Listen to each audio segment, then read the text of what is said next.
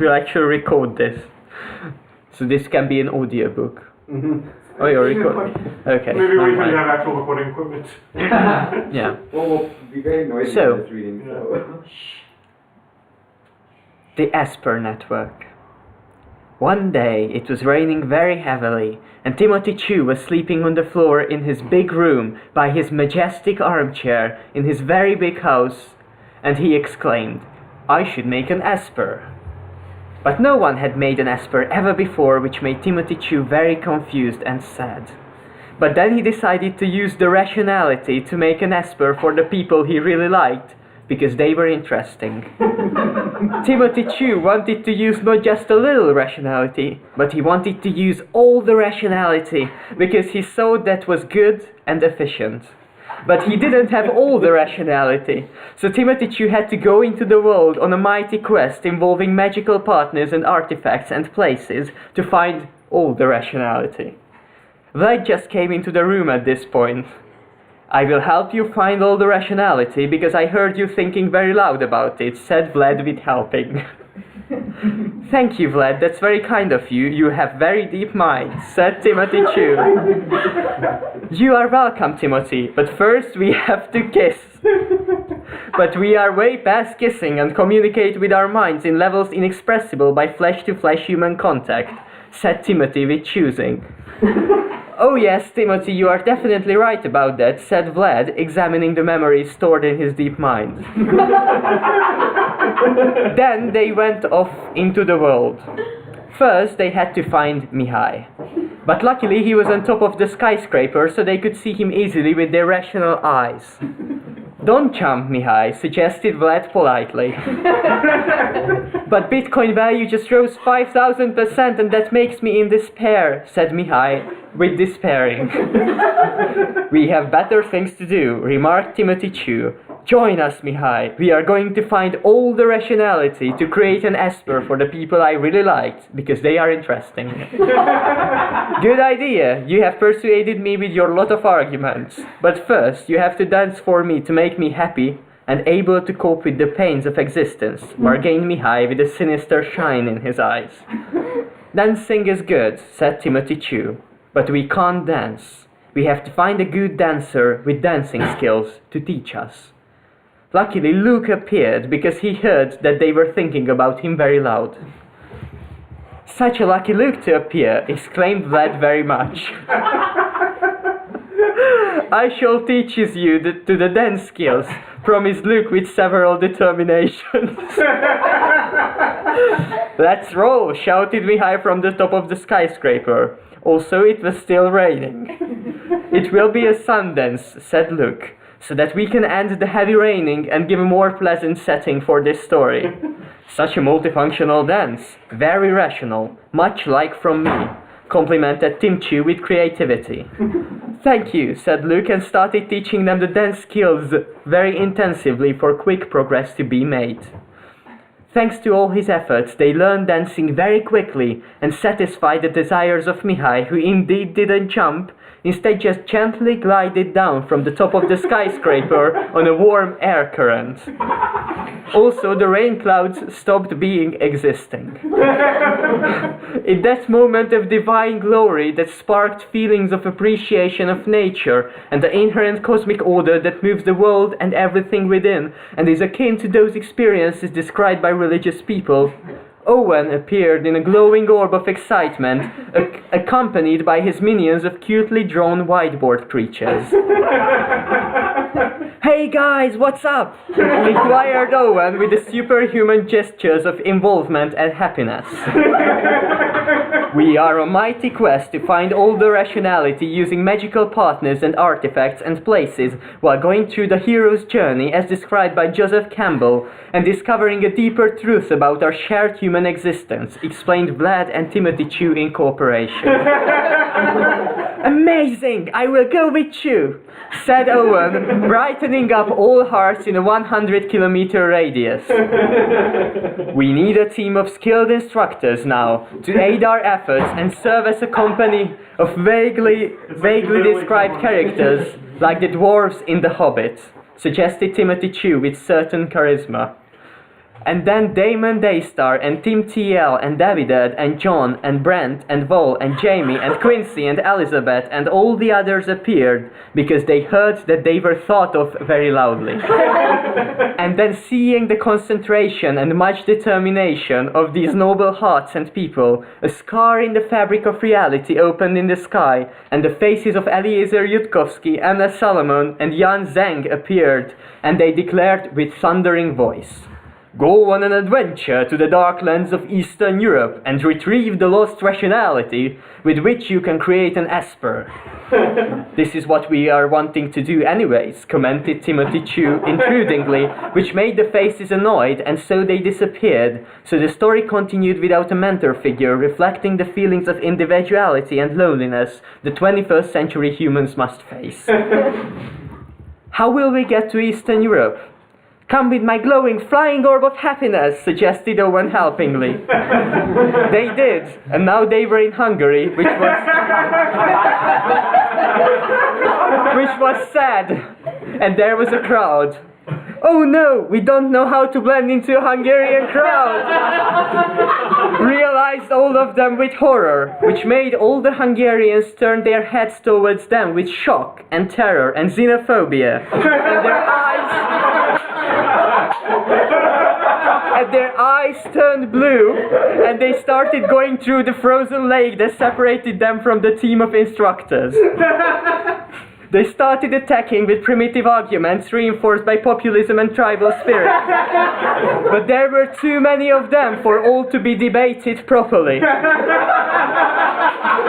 But when all hope seemed to have been lost, 4 children of Hungary appeared on a dragon or something. "Come, instructors, you totally all fit on this dragon. We will take you to safe place and explain the quest details," said one of them. And so they did, and they went to a safe place in an irrelevant village.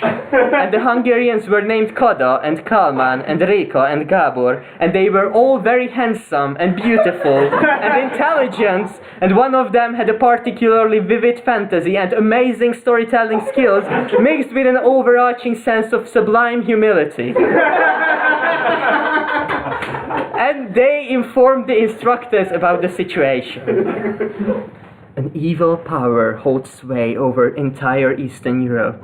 He who must not be named, also named Zvi."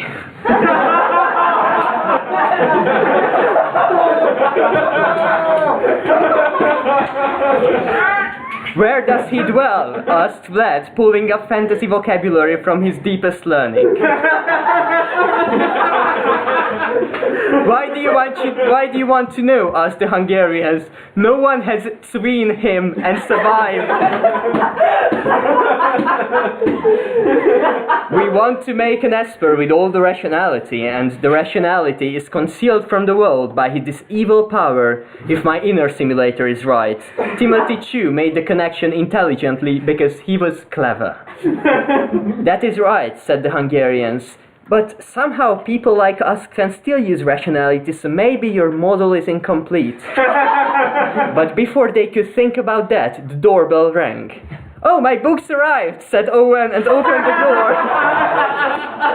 And God delivered a lot of books that he wrote, which he distributed amongst the people who were delighted, except the Hungarians who were standing in horror. "Oh no, now you uncovered the location of our hidden place, and the hordes of irrational people will come and destroy us. You brought harm and problems on all of us," they whispered with a hurting truthfulness in their blazing words. And then a low-frequency rumbling appeared on the horizons of their hearing, and the waters in their cups started rippling like the T-Rex scenes of Jurassic Park. "We have to get on the dragon," exclaimed the Hungarians with climbing. And the house...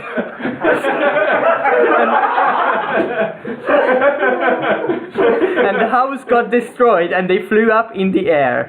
But on the earth, amongst the flood of his brainless minions, Zvi emerged, and he was handed a lance with which he targeted the dragon. He threw the lance, which flew through the air with undebatable certainty, piercing the scales of the dragon, causing it to fall down and crash. "Oh no, we can't run faster than the horde of the irrational," realized all of them after analyzing statistics of the running speeds of various things. "Just go, I will take them all, on one. They start proclaimed as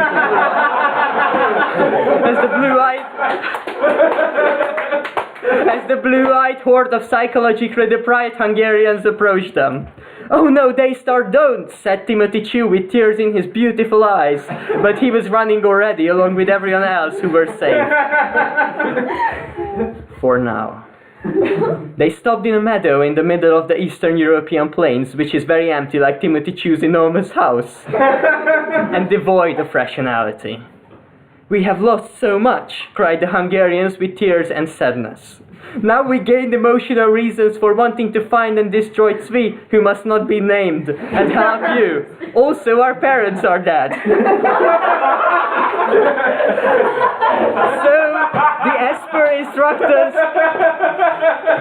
So the ESPR instructors gained valuable new allies from the land and also adopted them. Where is the place?" inquired Timothy Chu after embracing the kids who just gained a new loving family replacement. "Zvi lives in a palace in Riga, which used to be an Air Baltic headquarters," said one of the handsome Hungarian boys. "Will the second half of the sentence be relevant information later, or is it just a funny reference to something only you understand and some selected people?" asked Timothy, chuckling. "Don't think too much about it. We have to go to Latvia." Latvia was very far away, so they had to do a lot of walking, so they commissioned Howard Shore to write an epic soundtrack for them. They eventually arrived to the small Baltic country, which had been much more beautiful, but the forces of dark irrationality corrupted it along with its one flourishing potato industry. Then the soundtrack became very suspicious, and they realized that some local eyes were watching them, and 3 Latvians appeared, dressed in nothing but old underwear and henna. The leader also wore dress shoes. "I am Stag, the leader of the last tribe of 3 Latvians," declared the leader in dress shoes shining like a little girl's eyes when given ice cream by a caring parent or guardian. "Why are you all intruding our dark and gloomy lands?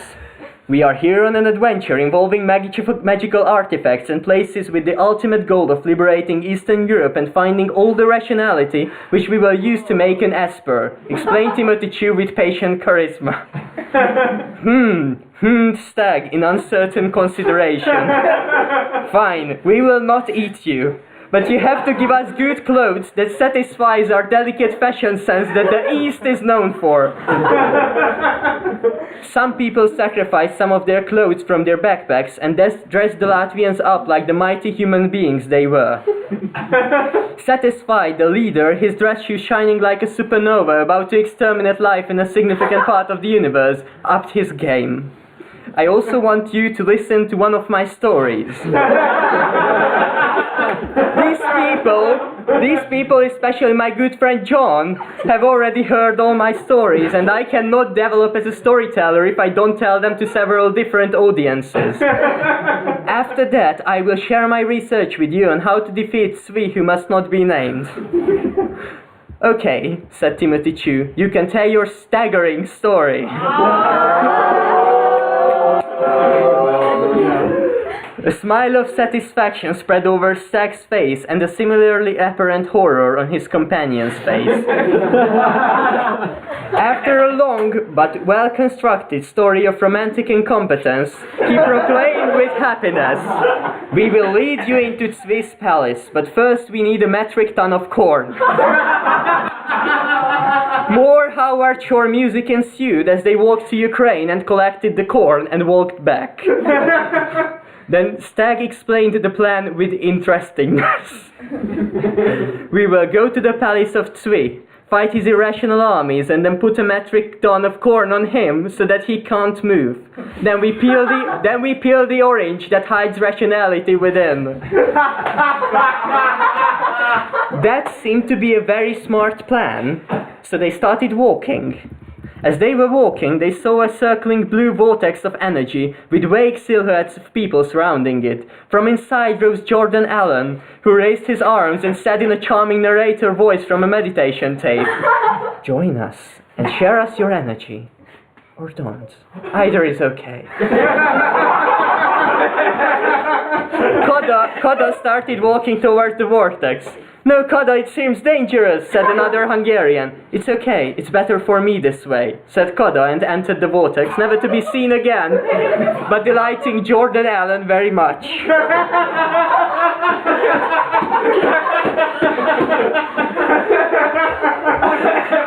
Eventually, they reached the palace. It was guarded by 2 minions. Brent and Vol took out their samurai swords, which were very long and pointy, and they charged the 2 peoples guarding the bridge to the palace. And then other minions appeared from the forest and fighting ensued, and fire arrows were shot on them, and a lot of things happened, which will not be explained in detail because I haven't finished yet and the closing ceremony is almost starting. One of the arrows hit a man and it started burning with fire, emitting heat. "I will fight it to death," declared Brent and Vol, and went to fight the burning man so the others could escape.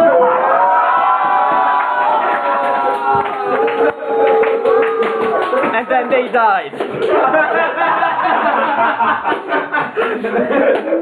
Thus did the sneaky and terribly cool Tim Chu and Stag, the latter with dress shoes covered in blood and mud but still emitting an otherworldly shine, sneak into the palace with a metric ton of corn on their shoulders. And they found Tsvi sitting in a terribly black chair in a room, admiring an orange with his eyes. They surprised him so he couldn't react as they threw a metric ton of corn on him and he was immobilized. The 2 heroes walked up to the citrus fruit sitting on a pedestal like a person whose arguments are not considered with enough care because of their authority. "Rationality is in this orange," said Stag to Timothy Chu, "but there's a problem. Some people have gotten to this point before, but they all failed to extract the rationality from the orange, and they perished in consequence. For you have to peel this orange, but the rind of the orange must stay in one piece." Tim realized that his charismatic skills wasn't enough to suffice. He must use his amazing hand technique and intelligence. But luckily he had all that and more. And as his agile fingers fingered the orange, the peel left the fruit like a young person leaving high school after being annoyed by the education system for 12 years. And inside, there was nothing. No rationality, no hope, only orange. Which was very tasty, by the way, but still not rationality. Tsvi was laughing hysterically, trapped under the 1 metric ton of corn. "You have underestimated the complicatedness of my plan. The rationality is not something you can just take away. You're not very smart." "What?" Timothy Chu gasped in disbelief. And he felt the universe rotating around him in a paradoxical way. It was a very sad emotional moment. All his advice had failed him. He had no one to turn to. It was just Tim. He hit the point which John Truby describes as apparent defeat. The lights were dim. The music was instrumental. It began to rain. He stared into a mirror reflectively. He was so confused. He had Murphy Jitsu'd his plan, yet the sad lonely rain still fell on him. And that's when he realized he didn't need the orange. He didn't need Garfield. He didn't even need friends. True rationality had been in him all along. I know. He turned to Tsvi lying under the corn, still believing victory was his. The true rationality was in our hearts all along the way. Tsvi was impressed. He crawled out from under the 1 metric ton of corn and went up to Timothy Chu and pat him on the shoulder. Suddenly the curtains lifted and blazing sunshine flooded the room. Tsvi started writing on a whiteboard in several languages. "You are smart." "Du bist klug." "Okos vagy." "Tu és intelligent," or something like that. "Sinaulet nutikas." Timothy Chu was confused. Then the fabric of reality broke again and the faces of Eliezer Yudkowsky, Anna Solomon and Jan Zhang appeared. You stood the test, Timothy Chu. You can make an Esper. We will now send back the idea in time and plot it in your brain. What? Asked Timothy Chu, his neurons flooded with paradox. It was all a plan to find the right person to hold Esper and create a paradox in time-space to see what would happen. Sui was just helping because he wanted to field test his theories about tribes.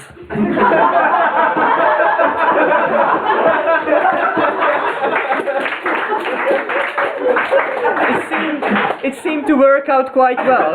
Well done, Timothy Chu. And the darkness was lifted from Eastern Europe and it fell back into comfy post-socialist political confusion. Except Estonia, because they have digital IDs or something. Svi began making noises with his mouth. I'm bored, I go fight AI. But, wondered Timothy, are Daystar and Brent and Vol alive then? And Eastern Europe didn't really suffer? Oh, I don't know, maybe, said Eliezer Yudkowsky confused. You can try calling them? But the long-term benefits of Esper will outweigh these incidental damages. And this was the most effective way to select you as the perfect leader. Oh, okay, cool, said Timothy Chu. Then he went and founded Esper with his amazing charisma and intelligence and new knowledges in his heart about the universe and the nature of the human condition. The end.